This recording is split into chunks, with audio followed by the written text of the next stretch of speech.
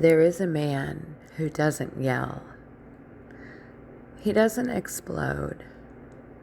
He doesn't chase or beg. He simply disappears. This is the withdrawer. And if you've loved him, you already know. The most painful thing about him isn't what he says. It's what he withholds. Who he is not emotionally shallow. He is emotionally overloaded.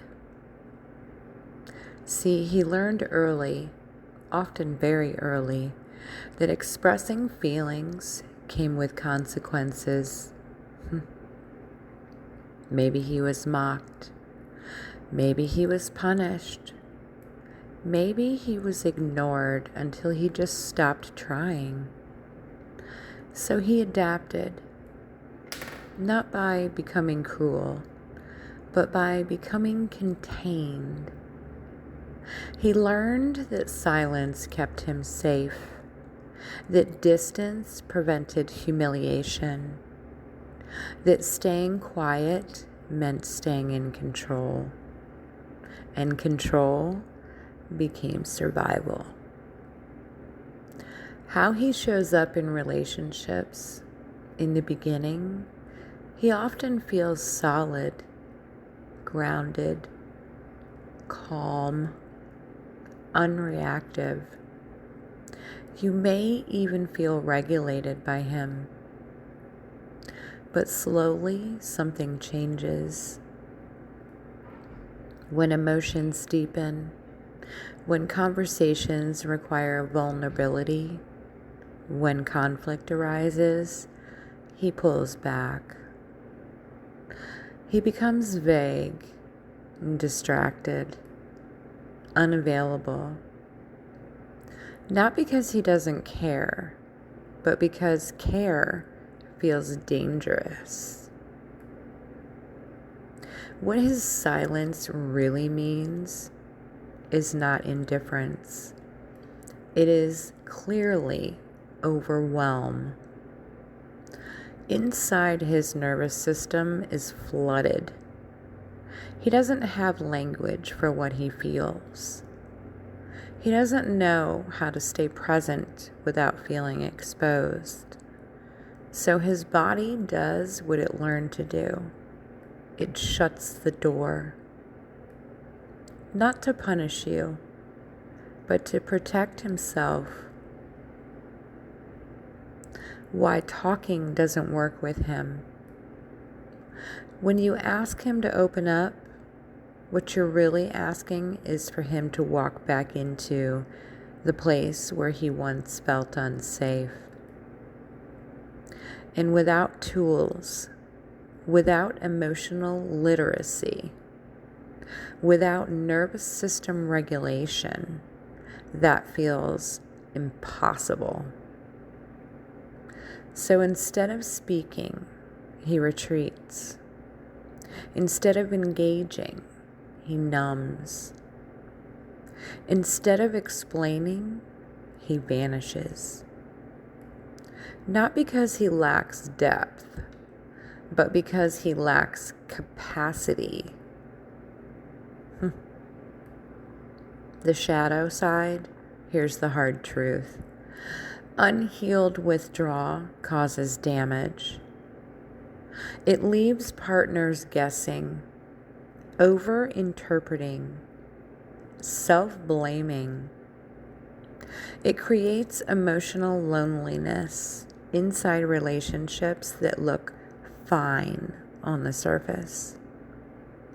And over time, silence becomes a form of abandonment, even if it was never intended that way. Why he attracts strong, expressive partners.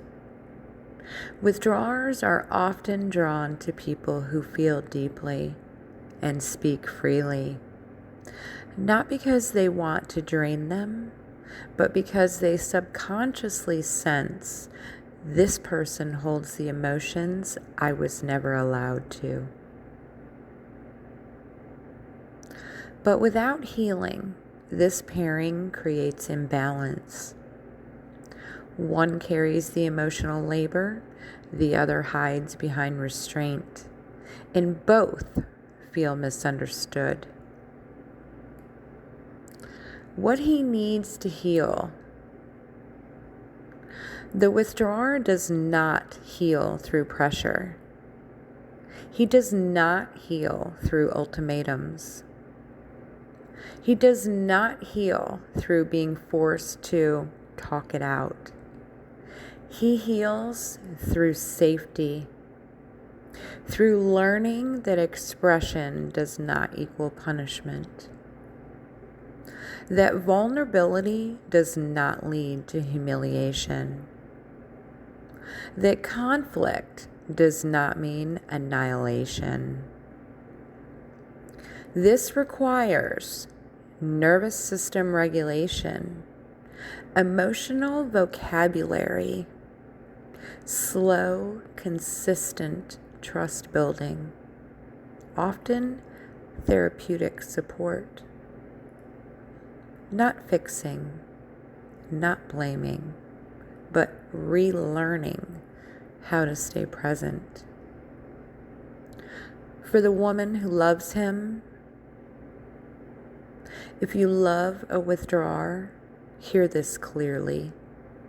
You did not cause his silence, and you cannot cure it by speaking louder, softer, or better. His work is eternal and internal. Your work is knowing when compassion becomes self-abandonment. Understanding explains behavior, but it does not require you to tolerate emotional absence. The withdrawer is not broken. He is unfinished. And healing does not mean turning him into someone else. It means helping him reclaim the parts of himself he learned to hide to survive. But that journey must be chosen. See, silence can be armor, but armor worn too long prevents intimacy from ever reaching the heart. Love requires presence, and silence alone cannot sustain it. And healing begins the moment silence is no longer the only place he feels safe.